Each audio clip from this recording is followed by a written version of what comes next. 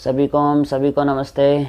आज करेंगे हम कुछ सूक्ष्म क्रियाएं जो सर्दियों में हाथ पैरों में जो सूजन आ जाती है उस सूजन को ख़त्म करने के लिए कैसे हम कुछ ऐसे अभ्यास करें जिससे हमारी मांसपेशियां ठीक ठाक रहें। सर्दियों में पूरी बॉडी जकड़ जाती है, तो उन सब के लिए क्या करें।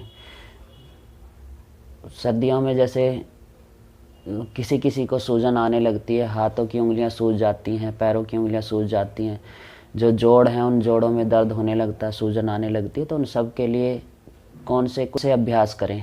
तो सूक्ष्म क्रियाओं में सबसे अच्छे अभ्यास हमारे कुछ ऐसे प्राणायाम हैं जो सहयोग करेंगे, और कुछ सूक्ष्म क्रियाएं हैं जो हाथों और पैरों की हम एक्सरसाइज करेंगे तो उससे हमें लाभ मिलना शुरू हो जाएगा।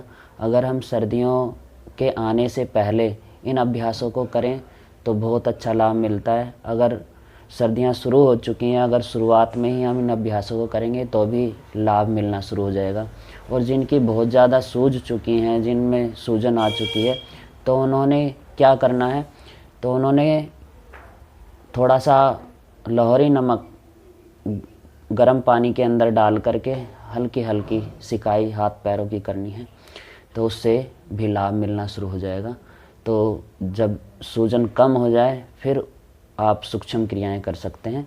तो सूक्ष्म क्रियाएं जब आप करेंगे तो ज़्यादा अति नहीं करनी, धीरे धीरे जितना आप सहज तरीके से कर सकते हैं उतना करना। अगर आप ज़्यादा अति के साथ अभ्यासों को करेंगे तो फिर सूजन आ जाएगी, फिर दर्द शुरू हो जाएगा। सर्दियाँ जो होती हैं ये बॉडी को, सर्दियों में जो बॉडी पूरी बॉडी हमारी जकड़ने लगती है ठंड की वजह से, तो ये मांसपेशियां लचीली बनी रहें सूक्ष्म क्रियाओं के द्वारा।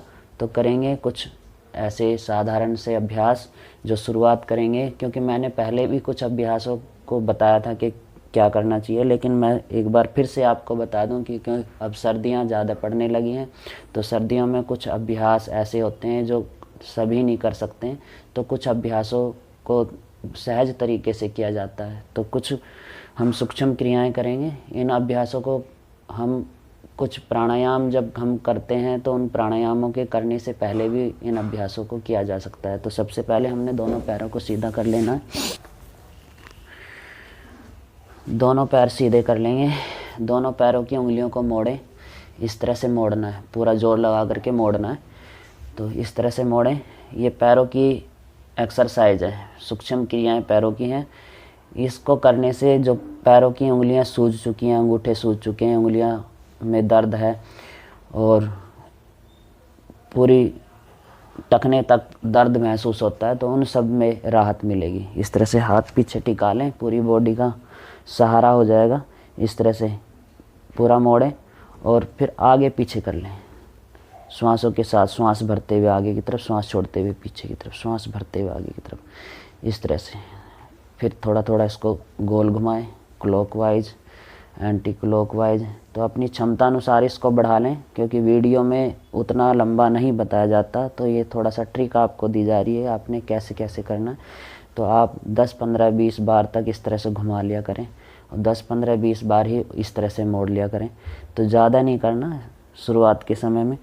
अब अपने घुटनों को खींचना है और ढीला छोड़ना है। तो इससे क्या होगा, आपकी जंघाओं की मांसपेशियां, आपकी पिंडलियों की और आपकी एड़ी तक पूरी मांसपेशियों में ये रक्त का संचार अच्छे से होने लगेगा। इस तरह से करें, घुटने को खींचना है, इसकी मांसपेशियों को खींचना और ढीला छोड़ना इस तरह से। अब ये इस तरह से जब आप हो जाए, आपने फिर उसके बाद बटरफ्लाई करनी है। इस तरह से दोनों घुटनों को मोड़ें, दोनों हाथों से ग्रिप बना लें इस तरह से, और एड़ी को आप अपने नितंब तक ले जाने की कोशिश करें और इस तरह से बटरफ्लाई करें। इस तरह से ऊपर नीचे करें। यहाँ से आपकी पूरी जंघाओं की और पूरे हिप्स जॉइंट की आपकी एक्सरसाइज हो जाएगी। फिर आपने इस तरह से बैठ जाना है किसी भी सुखासन में, पद्मासन में। दोनों हाथों की फिर एक्सरसाइज करनी है। जिस तरह से आपने पैरों की उंगलियों को मोड़ा था, इसी तरह से हाथों की उंगलियों को मोड़ना है।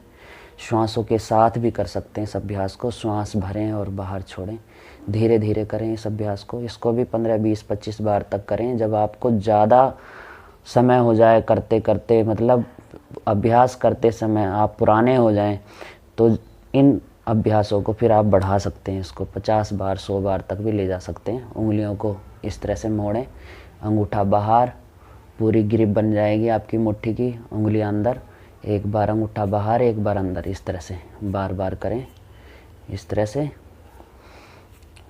ये पूरी एक्सरसाइज हो रही है आपकी। कंधों तक खिंचाव हो रहा है इसमें, आपकी कोहनियों तक खिंचाव हो रहा। अब इस तरह से पूरी मुट्ठी बंद करें, अंगूठा अंदर की तरफ रखें, इस तरह से मोड़ लें ये अंगूठे को, और इस तरह से मोड़ करके अब कलाई का अभ्यास करेंगे इस तरह से, क्योंकि सूजन आती है तो कलाई तक पूरी सूज जाती हैं। उंगलियां तो सूजती हैं, ये पूरे जॉइंट्स सूज जाते हैं, तो उस सूजन को भी ये धीरे धीरे कम करेगा। मैंने बताया जिनके सूज चुके हैं, सूजन आ चुकी है ठंड की वजह से, तो वो गर्म पानी के अंदर लाहौरी नमक डाल करके सिकाई करें। पानी के अंदर ही हाथ को डालें, पैरों को डालें, और रात को जुराब पहन करके सोएं। इस तरह से हाथों में दस्ताने पहन करके सोएं। जब सूजन उतर जाए सुबह के समय आप इन अभ्यासों को कर सकते हैं। क्लॉकवाइज और एंटी क्लॉकवाइज इस तरह से घुमाना। इसमें कोहनी नहीं मोड़नी, कोहनी सीधी रहेगी, कोहनी जैसी है वैसी रहेगी।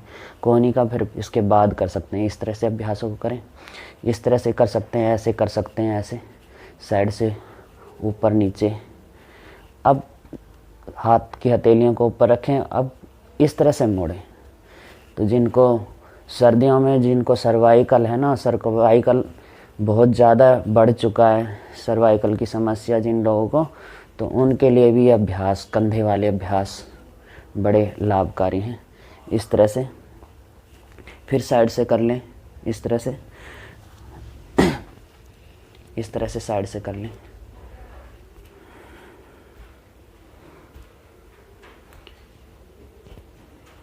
जिनको सर्वाइकल है, माइग्रेन है, उनके लिए भी बड़ा लाभकारी है। तो इस तरह से श्वासों के साथ पूरा घुमाएं। कोहनी ऊपर, कोहनी नीचे, श्वास भरते हुए कोहनी ऊपर, श्वास छोड़ते हुए कोहनी नीचे। आगे से कोहनी टच, पीछे से कलाई टच, पीछे से कलाई टच। इस तरह से क्लॉकवाइज, एंटी क्लॉकवाइज। मैंने ये वीडियो पहले भी डाली है, लेकिन अब सर्दी के मुताबिक ये अभ्यासों को मैं बता रहा हूँ, क्योंकि सर्दी बहुत है और ठंड इतनी ज़्यादा है कि इतने सारे कपड़े पहन करके भी अभ्यास नहीं होता। तो बाहर अगर खुले में आप अभ्यास करें तो अपने स्वास्थ्य का ध्यान रखें, अपने शरीर का ध्यान रखें। अगर ठंड लगती है तो अपने कपड़े पूरे पहन करके रखें। ये अभ्यास मैंने कंधे के बताए, आपको पैर से लेकर के कंधों तक बता दी। गर्दन के भी कर लें इस तरह से, एक बार घुमा लें इस तरह से, दाएं बाएं करें श्वासों के साथ, झटके के साथ नहीं करना, ऊपर नीचे। इस तरह से गर्दन के अभ्यास कर लें, इस तरह से दाएं बाएं घुमा करके फिर आप ऊपर नीचे कर लें इसको, इस तरह से ऊपर नीचे करें, इस तरह से श्वासों के साथ। फिर इसको गोल घुमा लें, क्लॉकवाइज, एंटी क्लॉकवाइज, श्वासों के साथ इन अभ्यासों को भी। तो किसी भी तरह की समस्या है आपको मांसपेशियों में, उससे छुटकारा मिलेगा, आपकी बॉडी लचीली होगी, जो रोग आपके शरीर के अंदर घुसने वाले थे वो बाहर ही रहेंगे। तो इस तरह से विपरीत घुमा लें, जितनी बार आप कर सकते हैं उतना करें।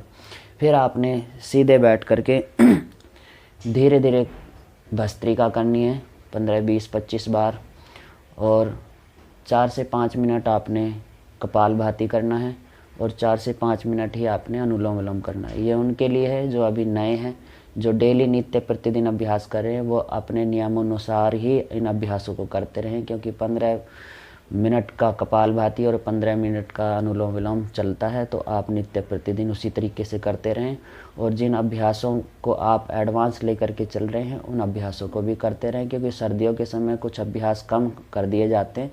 लेकिन आप अगर घर के अंदर ही इन अभ्यासों को करना शुरू कर रहे हैं तो आप नित्य प्रतिदिन जिस तरह से आप खुले में अभ्यासों को करते थे वैसे ही अपने घर के अंदर भी उन अभ्यासों को करें। लेकिन ध्यान रखें, थोड़ा वो वेंटिलेशन आपकी रूम के अंदर होना बहुत ज़रूरी है, क्योंकि वेंटिलेशन थोड़ा ज़रूर होना ही चाहिए, क्योंकि नहीं तो जो आपकी कार्बन डाइऑक्साइड आपकी बॉडी की जो आप छोड़ रहे हैं या आपके परिवार वालों ने छोड़ी है, तो वो आपके वायु रूम के अंदर ही रहेगी।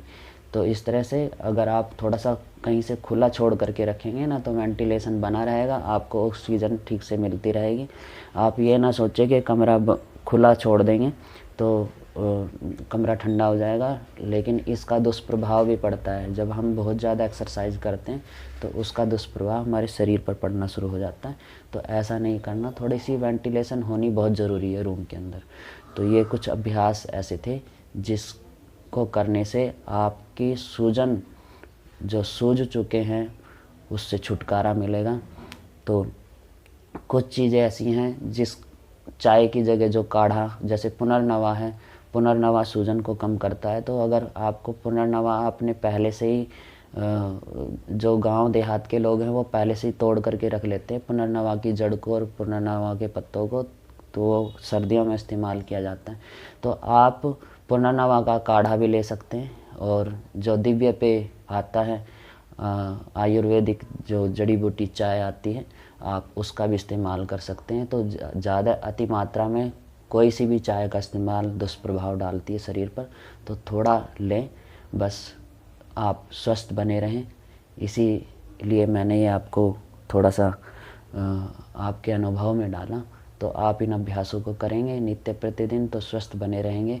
और यही समय होता है हार्ट पेशेंट के लिए, और यही समय होता है श्वास दमा रोगों के लिए। तो आप नित्य प्रतिदिन लगे रहें, करते रहें, तो जो हार्ट की भी समस्याएं हैं, जो श्वास संबंधित रोग हैं, उनसे भी छुटकारा मिलेगा। और अभ्यासों को, जो अभ्यास आपको बताए गए हैं, उन अभ्यासों को नित्य प्रतिदिन करते रहें, तो श्वास दमे जैसे रोग भी आपके ख़त्म हो जाएंगे। तो आज के लिए इतना ही। सभी को नमस्ते।